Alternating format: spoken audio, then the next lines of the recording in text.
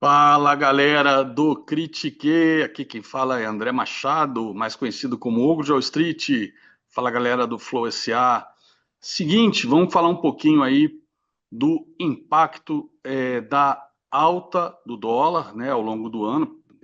Tivemos um dólar em queda ao longo desse último mês, tá? Mas, além da alta do dólar, eu também queria comentar com vocês um pouquinho a questão da alta dos juros, porque uma das principais razões da alta do dólar é a alta dos juros. Esses dois ativos estão muito correlacionados, assim como eles têm uma correlação inversa com a nossa bolsa. Mas no final das contas, o ativo que acaba mandando aqui no mercado nacional é os nossos DIs, assim como os treasuries no mercado americano. Falando da alta do dólar, né, basicamente, se o dólar sobe, né, nós somos um país que importa muito produto manufaturado e exporta commodities. Então é aquela história que a gente aprendeu na escola, né? A gente vende produto manufaturado, importa, a gente vende commodities, importa produto manufaturado que tem valor agregado, custa mais caro. Por exemplo, o pessoal fala que nós temos autossuficiência em petróleo. Sim e não. Por que sim e não? Porque o nosso petróleo é um petróleo grosso, né? Não é adequado para fazer gasolina. Então, o que acontece? A gente exporta esse petróleo cru e importa a gasolina. Obviamente, a gasolina passou por um processo de refino e, por isso, ela é bem mais cara, tá? Então, esse é só um exemplo, né? Por exemplo, nós somos importadores de trigo. A gente não produz trigo suficiente para fazer o pãozinho francês nosso de cada dia, né? Então, isso por si só já mostra para vocês o impacto, né, da alta do dólar nas nossas contas. E, por exemplo, um outro aspecto interessante, né, de abordar, vocês devem estar acompanhando, os preços das commodities caíram bastante ao longo deste ano, né, especialmente o minério de ferro, né, que era o nosso líder aí junto com a soja na geração aí de saldo positivo na balança comercial. E o que acontece? Com o estouro da bolha imobiliária na China há 3 anos, que vem desinflando ao longo, né, tentando ser controlada aí pelo Partido Comunista Chinês, pelo Banco Central da China, né, semana passada tivemos aí grandes notícias de estímulo que puxaram até cerca de uns 15% do minério de ferro para cima, mas eu acredito que isso vai ser um pulo do gato morto, né? Vai ser um movimento de curtíssimo prazo para voltar a cair. Mas o objetivo agora não é falar de China, mas o fato é que com a queda do minério de ferro e também até com a queda do petróleo, apesar das tensões no Oriente Médio, o que acontece? A nossa balança ficou muito negativa. Tá? Aproximadamente agora a gente está importando 7 vezes mais do que a gente importa. Ou seja, isso traz impacto também para as políticas aí monetárias do Banco Central, né? E isso impacta, no final das contas, no preço do dólar, né? É mais dólar saindo do que dólar entrando. Então, tudo isso acaba afetando muito fortemente é, o cenário macroeconômico brasileiro e o mercado de ações, é óbvio, né?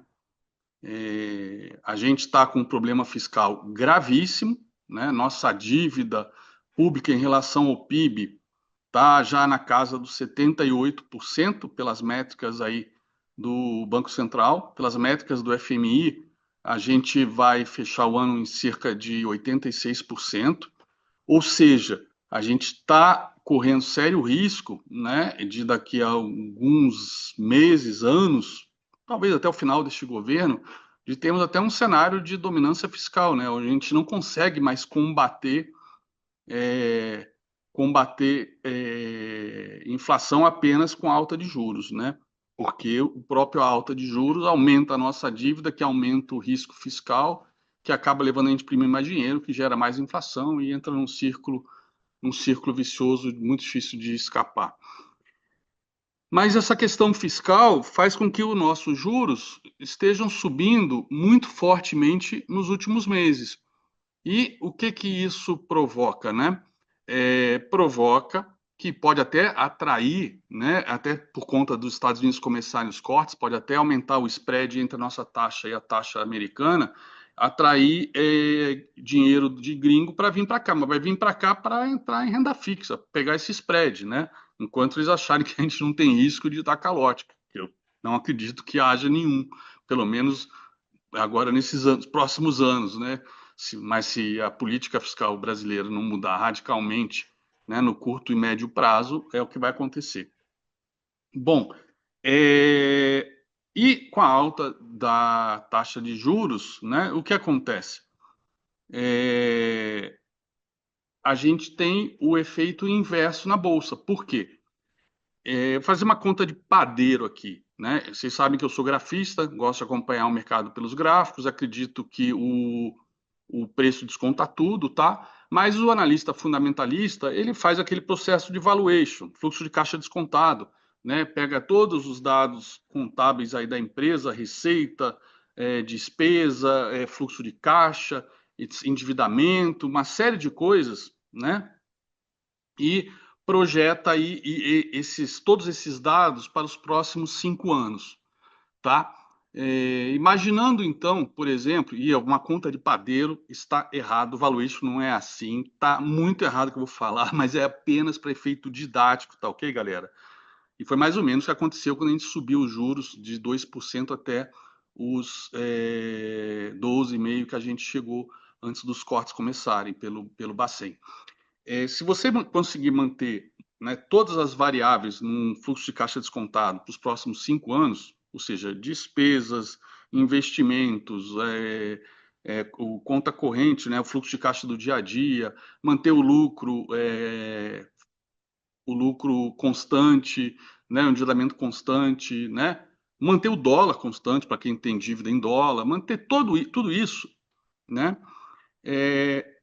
o aumento de juros de 1% na Selic, que na verdade o cálculo correto é a gente usar as taxas de juros mais longas, tá?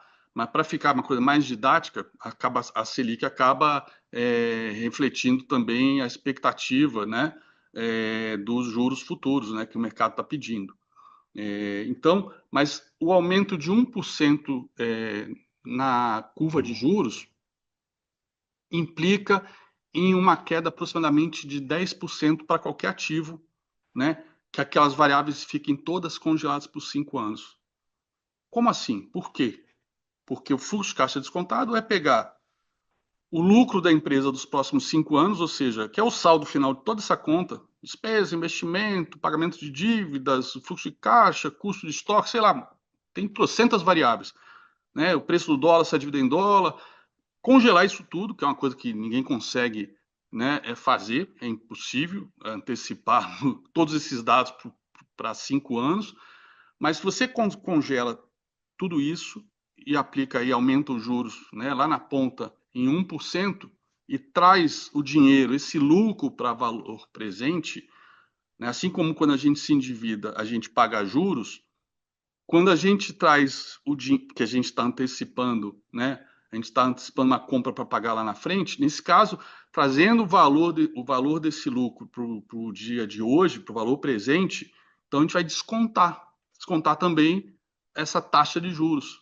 E aí vem o desconto, o valuation da empresa, a empresa passa a valer 10% menos aproximadamente. É um cálculo de padeiro feito com lápis daquele que a gente tira, português tira de trás da orelha e anota no papel de pão. Mas serve para você ter uma ideia do impacto dos juros nas ações, tá?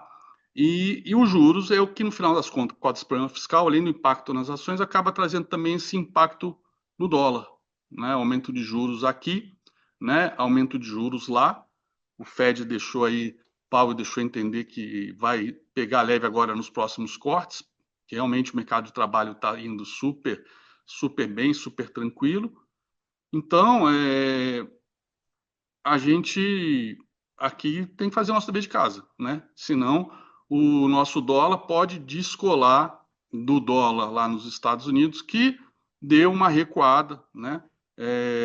Nos últimas semanas, nos últimos 2 meses aí, justamente por essa expectativa de corte de juros lá, que foi confirmada há 2 semanas, né? E aqui a gente com o pé trocado, provavelmente tendo que aumentar a taxa de juros, né? Saiu ontem os dados aí do déficit de agosto, né? 21,5 bilhões de reais, né? E a expectativa é que o déficit só continue crescendo nos próximos meses, e especialmente quando a gente fala de economia, macroeconomia, a gente costuma olhar alguns anos adiante, né? Então, 2025 o cenário está feio, mas 2026 a gente sabe, né? Ano eleitoral, o cenário tende a ficar muito pior, né? A gastança do governo federal para conseguir votos, o assistencialismo que a gente acompanha deste governo, tudo isso sugere que vai ter muitos mais gastos e o nosso déficit deve aumentar bastante ainda nos próximos 2 anos e pouquinho que falta deste governo, juros idem, com isso puxando o dólar, e o dólar trazendo esse impacto todo, inflação que eu mencionei, que acaba realimentando a questão dos juros, né? Imagine, gasolina, se a gente tem que importar gasolina e exporta petróleo cru, e aqui tudo é transportado por gasolina, né? Se o dólar sobe, a gasolina é em dólar. Se houver uma guerra total no Oriente Médio, putz, o petróleo dispara. Então, só o fato de tudo que a gente produz, tudo que a gente consome é levado por caminhões nas nossas péssimas estradas, já que a gente vai ter por si só aumento de preço de combustível através do preço do dólar, e se ainda tiver aumento do preço do combustível por conta do aumento do petróleo, por conta do Oriente Médio, mais inflação. E a gente já está com esse receio de uma inflação estourar o teto da meta, justamente porque a gente está gastando muito mais do que arrecada e com isso imprimindo dinheiro, né? E aí isso gera inflação, e se houver também essa alimentação pelo lado do dólar, ou seja, é um inferno de qualquer presidente do Banco Central. Vamos ver como é que esse vai se sair a partir de janeiro. A gente está entrando aí, infelizmente, galera, num cenário de tempestade perfeita. É isso aí. Fiquem com Deus, muito boa sorte nos seus investimentos e espero vê-los em breve. Abraços!